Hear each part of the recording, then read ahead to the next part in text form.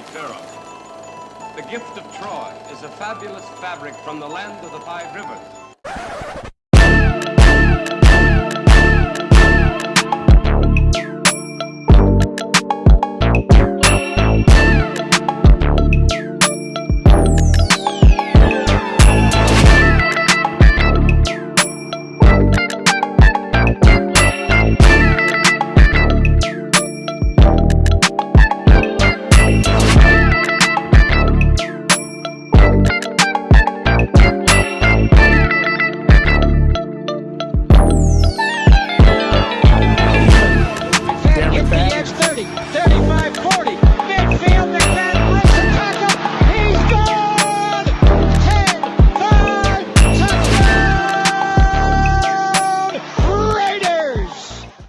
Years ago, when we came to Los Angeles, I really believed that the greatness of the Raiders would be in its future.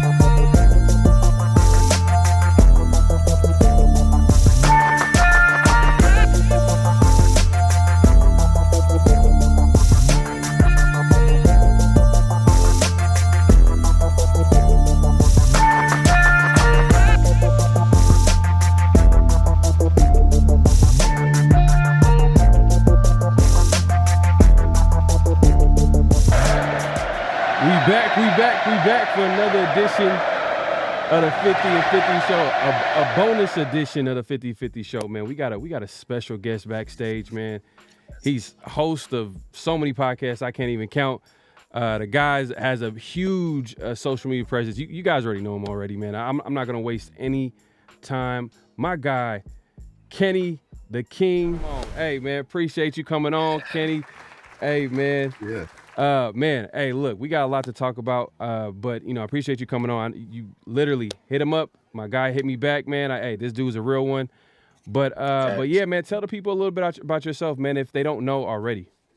Man, if they don't know already, they got to know. But if you don't know, I host the Real Talk with Kenny King Jr. We got the Black Team broadcast with me, Big Corey, and Machiavelli. We putting out some stuff. We got the team working together on Twitter, on IG. Got the little crew with Raider Room and Raider Way and Raider Rundown. We putting stuff out there and just trying to get everything, just get the creators together and get Raider Nation back together and have everybody working together as a whole instead of having little cliques everywhere. So, just is reuniting this fan base. And I think the AP has done a good job of getting that back. So it's good to see the Raider way getting back to where it should be.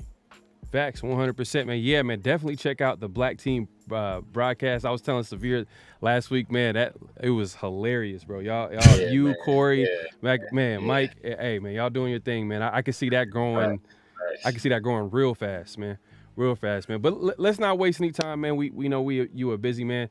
Let's just get into it, man. What are your thoughts on the Raiders offseason so far? I like it. I mean, look, there hasn't been a ton of moves, but there's been solid moves. Bringing in Christian Wilkins is huge. You pair him with a Max Crosby and emerging Malcolm Kuntz and Tyree Wilson, who's really coming into his own. That defensive line is going to be They're going to be fearsome. I mean, you look at what they did last year. I'm excited. Plus, you got Adam Butler and John Jenkins coming back. Like, this defensive line it's scary. Right. And so looking at this team, there's not a lot of holes on defense. Obviously, we still need to go and get a corner. We need some help in the defensive backfield. We need another safety. But there's not a lot of needs on defense. And then offensively, there's still not a lot of needs there. You've got Thayer Munford, who's going to probably come in and start over in that right tackle spot. There's a big question mark at guard. We're probably going to have to draft a guard. Could bring back Van Roten, who actually played well last year. Mm-hmm. And then the running back position. I was sad to see Josh go. Unfortunately, the business is a business, and you can't pay everybody. Right. And so I wish him the best of luck.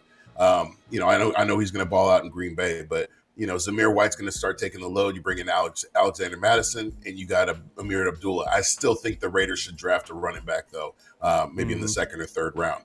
But I'm looking at the moves that were made in this offseason, and I like it. Keeping some continuity, solidifying the defense, and just really just start to build through the offense. And then also, I don't think that he's going to be the answer, but I do like the Gardner Minshew signing. I do. Because he's gritty. He's got that Raider feel to him. He's got the mustache, the long hair, lives in a van. Like that dude just exudes Raider. Like comes to practice in jorts. Like that dude, that's a Raider. Yeah. I mean, it's bittersweet though, man, because he did get he did get that win against the Oakland Raiders, the last game in Oakland, man. Probably so. Probably saw more middle fingers today than I have in my whole life. But no, they have a good time, man, and it was fun to ruin that for them. So Raider fans will definitely remember that game. But yeah, no, I agree. I think it was a solid sign. I think the money kind of scared me a little bit when I first looked at it, but then it kind of made sense. Like high end backup, low end starter, just in case things don't go their way during the draft, getting the quarterback that they want. But you mentioned Josh Jacobs. I mean, like it's kind of weird sometimes with Raider Nation when players leave, they kind of have this weird thing. Sometimes they kind of try to make up stories. I don't know if you could speak on this a little bit, but where and Severe, I know you got your thoughts on this as well. Oh yeah, definitely got my thoughts on it. So. Yeah, for sure. But like, do you think Josh Jacobs really tried to stay with the Raiders? Like, do you think that he really wanted to stay with the Raiders, or do you think it was a situation where he was kind of like using the Raiders just to get more money? No, I truly do believe, and this is, without saying, I truly do believe that Josh wanted to stay with the Raiders. I think that he tried to do everything he could to possibly, to get a deal done. He had said, prior to that he would take less money to, if AP was the head coach. And I think that at the end of the day, you look at Tom Telesco and his track record, he doesn't like to pay running backs. And so I think that, Josh wanting, this just like last year, Josh wanted a long-term deal. Josh, that was what was the holdup, because I remember I tweeted out, we're not trying to reset the market. And Josh was like, we weren't trying to reset the market. He goes, I just wanted longevity. I wanted to guarantee that I was going to be taken care of, that I was going to be set up. And so I think that was the biggest thing, is that Josh wanted a long-term deal, and Tom probably didn't want to go for 4 years. And understandable, you look at running backs after they get paid, and there's sometimes always a downfall, right? Mm-hmm. And so I can understand the unwillingness to pay, but I do believe that Josh tried to get everything done that he could. Yeah. Nah, I mean, go ahead, Severe. You about to say something? Yeah, I just think that there were multiple offers made by Ziegler and Josh McDaniels, right? They got all the way to like basically the 11th hour, like him sitting in the parking lot, and his representation turned down at least 3 deals. That's what was reported. Three different contract offers. That's what the reports were out there. He turned them down, right? And then he says he's going to take a pay cut to stay. instead, and we talk about longevity, right? So instead of taking the deal that was offered previously, he opts to hold out, play on a franchise tag. It's not longevity.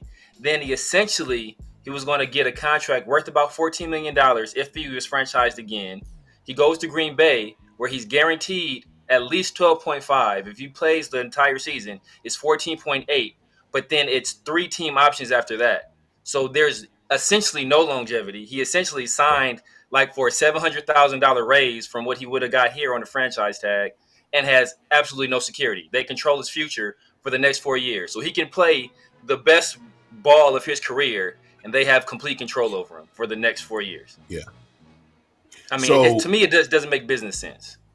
Right. So I know that as far as the Ziegler offers, there was one offer. There was one offer, and this is coming from the horse's mouth. And so there was one offer made. There was no conversations that were done before that, and then it comes down to the 11th hour.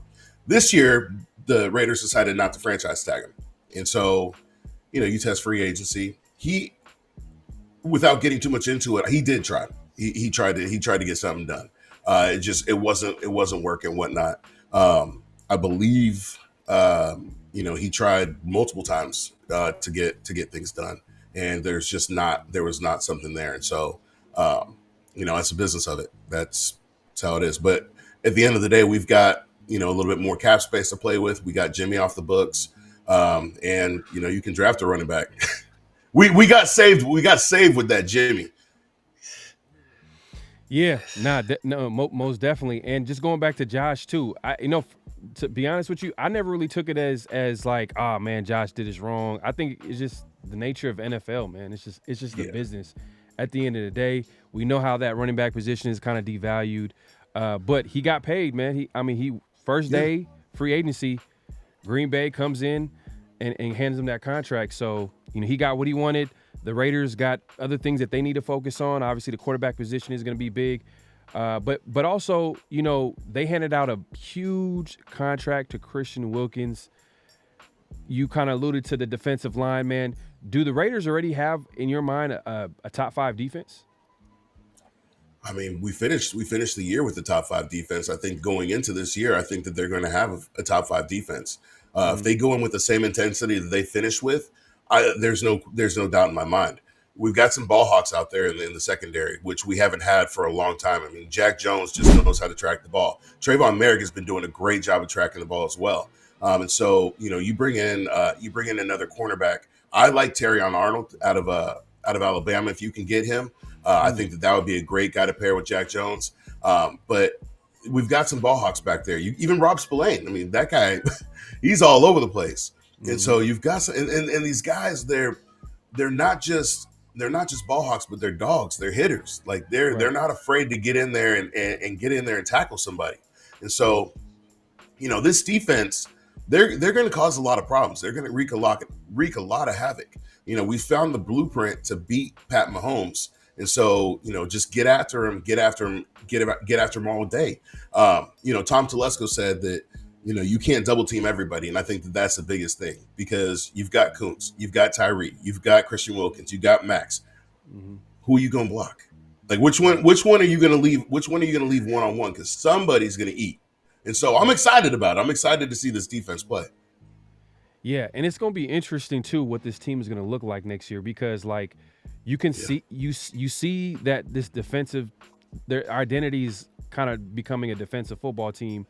But at the end of the day, though, like today's league, it's an offensive league. At the end of the day, like you're gonna have to score.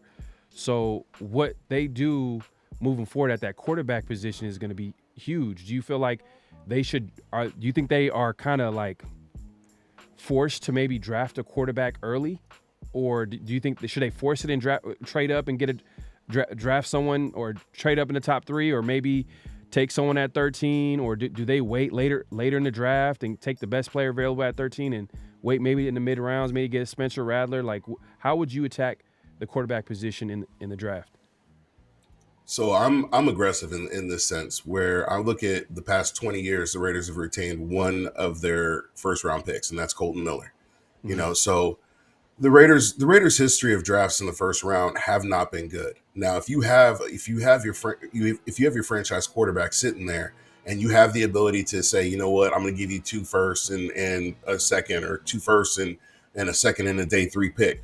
Yeah, I'm gonna go get him the top 3, and I'm gonna grab Jaden Daniels. Like, I'm gonna go and get him. The guy's familiar with AP. He's born to be a Raider. I think that's the logical choice.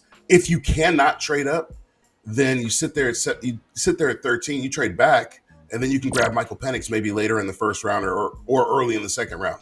Now, with his pro day and him running a 4.4, that might bump his numbers up a little bit. So yeah, he might not be there in the first or in the second round. But that's what I would do. I would be aggressive. I mean, look, the Raiders' first couple picks, second rounders, generally have not been good. And the best picks have been coming in the late rounds. So, you know what?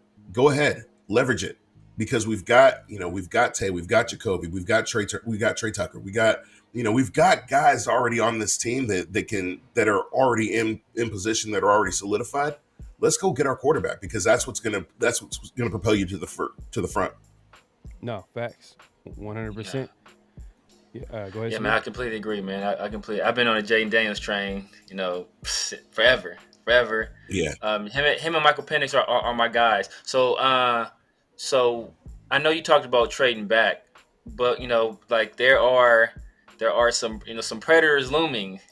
Right behind us, right? We're right after us. We're at 14, I believe, the New Orleans Saints, and right after them at 16 are the Seattle Seahawks. Then at 21, Joe Klatt has been talking about this, but you have the Miami Dolphins, and they've been saying that hey, you get another lefty in there, lefty that actually can throw the deep ball to Tyreek and Jalen Waddle. Those are some guys that are, those are teams that could potentially take Michael Penix. So if let's say in a scenario where you can't get up for Jaden Daniels, and you're kind of wary of trading back, would you be comfortable taking Michael Penix at 13?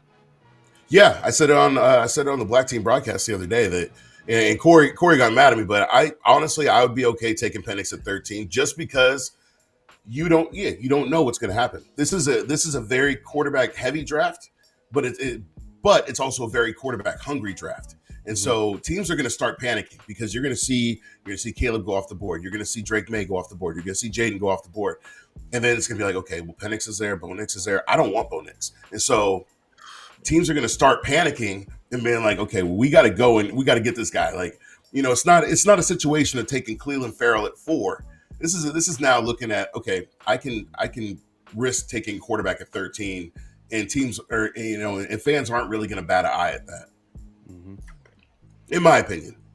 Yeah, no, I agree, because that quarterback position is the value is crazy high. Like, you'll see guys that, like, when you look at like the top players in the NFL draft, usually it's other positions, but then that quarterback value is so high, like teams will pick a player in the top 3 that probably should, if you were comparing player for player, maybe would be taken later in the draft. But yeah, man, I think that quarterback position is going to be important for the Raiders to attack. I think it's going to be important for Antonio Pierce, because we don't know. I don't know if the contract details were released for Antonio Pierce, and there was kind of word that Cliff Kingsbury, that whole situation, he wanted 3 years, and the Raiders were only offering 2 years. Then it made you think, how long was Antonio Pierce's contract? And then you start thinking about like Mark Davis and all the contracts he was giving out to head coaches. Maybe he was a little bit kind of hesitant to give AP a big time contract, especially for a guy who's never been a head coach. But do you, like, if for AP, for him, I think it's going to be very important for him to get a quarterback, because it's going to buy him more time. It's going to buy him more time. He's going to, obviously that quarterback needs to develop. But do you trust that offensive coordinator though, in Lou Getsy? I do, just because looking at the history that he's worked with some good quarterbacks, and he's had success with some good quarterbacks. They didn't do well in Chicago, but I feel like the Chicago thing was more of a Chicago problem. Say it. I think it was more of a Chicago. Say what you were gonna say. What you want to say? Say it. Hey, I need you to I say feel like Kenny. we bring this up every show, and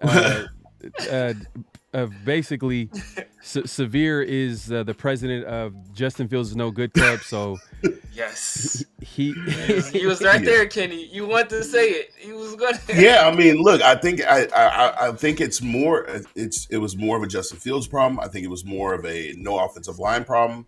I think it was more of a no weapons problem.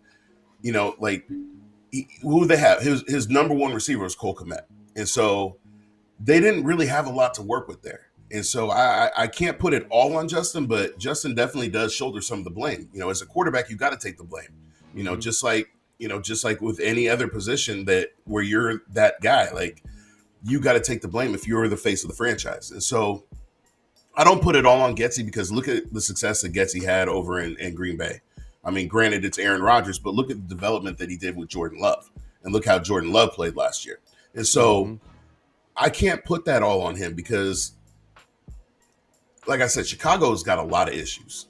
Chicago has a lot of problems. I mean, like I said, they have no offensive line. They have no real running back. I mean, their running backs are always hurt. They've got no receivers. I think their tallest receiver is 5'10". So there's a lot of issues there, right? I think Getsy you got the best receiver in the game. You got Devontae Adams. You got Jacoby Myers, who's been playing amazing. You got Michael Mayer, who I think is going to have a breakout year. And so they've got the pieces around it. You just need that quarterback to go in there and put it together. And if, say, Jaden doesn't start, I'm speaking it into existence that we're going to get Jaden. Say Jaden doesn't start week 1. You know, say by week 5 he becomes a starter. Well, guess what? That gives him time to learn. Even if he doesn't start the first year, if Gardner Minshew takes the Raiders to the playoffs, right? He has that year to learn, and then he can come in and step in. It's much like a Pat Mahomes situation down in Kansas City. So I'm good with that. I think the Getsy is going to implement a solid offense. He doesn't put together a complicated offense like Gruden or McDaniels did.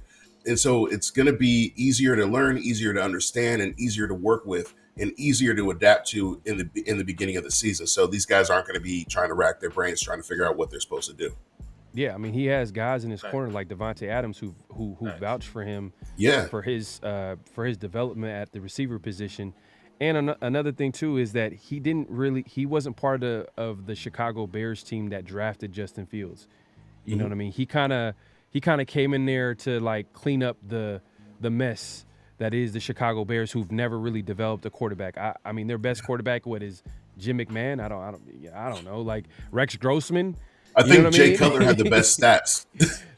Jay Cutler, you know what I mean? That should tell you everything you need to know. So, you know, they never had a quarterback throw for over. They never had a 3,000 or a 4,000 yard quarterback. Yeah. And so I mean, that tells you something. That's a whole different conversation, man. The Windy City is crazy. You got to have like a rocket arm. Yeah, man. Good luck to Caleb Williams, most likely going number 1 pick to them. So it is what it is. Yeah. But yeah, man. Hey, man, we're excited this offseason. There's going to be a lot of moves that are going to be made. But I let's before we wrap it up, man. I want to touch on this, man. Like, are you concerned about the offensive line because we haven't addressed that? I know you mentioned Thayer Mumford earlier, but like, you know, that's kind of risky, you know, especially because Tom Telesco is going to be saying all the right things, but that's not a guy that he's coming into the Raiders, and that's a guy that he's inheriting. Do you see? Right. There's a possibility the Raiders might go offensive tackle at number 13. Yeah, there's a possibility. We talked about that on the pod too. Am I concerned? I'm always concerned about the line. You know, as a former defensive lineman, I'm always looking at the trenches, right? Like, that's always a concern. Like, you can always get better on the line. I don't care if you have the 85 Bears offensive line. Like, you can always get better on the offensive line. You know, the good news is this is a very heavy guard draft. So this draft, you can get a guard in the 3rd or 4th round who could be an instant starter, who could be a plug and play guy. You know, what does make me a little weary is that we lost Jermaine Illuminor. I think that he was a big part of the offensive line. He was able to fill in a lot of different spots. And so that was a big loss.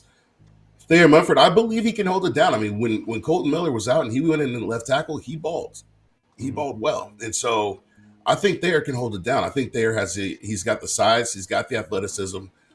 You put him on that right side, I think he can hold it down. But you need a solid right guard, and that's my biggest question mark: is who's going to be that right guard and who's going to be there? Because I'm not worried about the left side.